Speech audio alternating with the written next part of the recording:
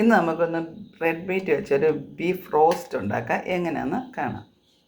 നമ്മൾ അതിന് വേണ്ടി ഞാനൊരു 1/2 കിലോ ബീഫ് എടുത്തു, ഒരു സവാള എടുത്തു, അതിൻ്റെ കൂട്ടത്തിൽ ഇഞ്ചി വെളുത്തുള്ളി ഇട്ടു, കറിവേപ്പില ഇട്ടു, ഉപ്പ് ആവശ്യത്തിന് ഇട്ടു, കുറച്ചിടുക, പിന്നെ ആവശ്യമുണ്ടെങ്കിൽ നമുക്ക് വീട്ടിൽ ചേർക്കാം.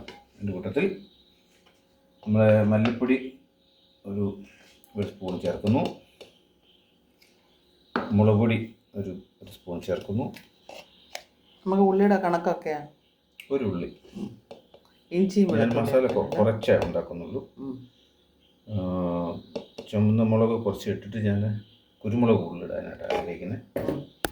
ഇതെല്ലാം കൂടെ ചേർത്ത് മഞ്ഞൾപ്പൊടി ചേർക്കുന്നു. ഇതെല്ലാം കൂടെ ചേർത്ത് നമ്മൾ ഇളക്കുന്നു നന്നായിട്ട്. കൈ കൊണ്ടോ ഇളക്കുക. നമുക്കൊരു 1/2 ടീസ്പൂണ് ഗരം മസാല ചേർക്കാം.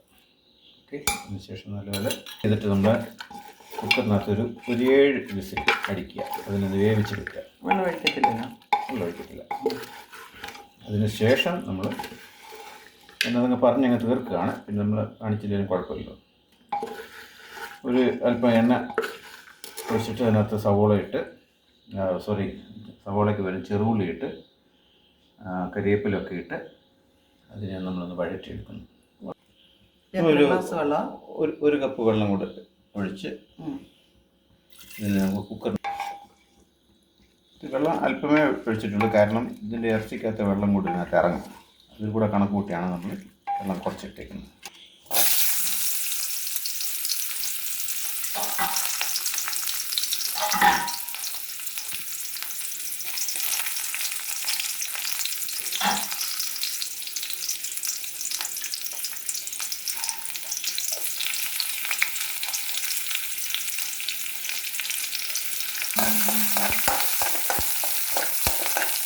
നമ്മളിതിനെ ഒന്ന് താളിക്കാൻ വേണ്ടി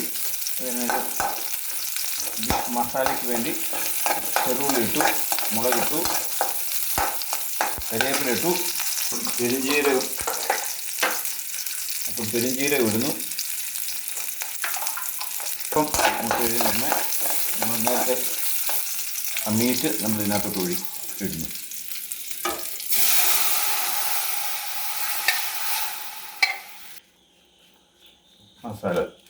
meet masala 1 spoon meat masala.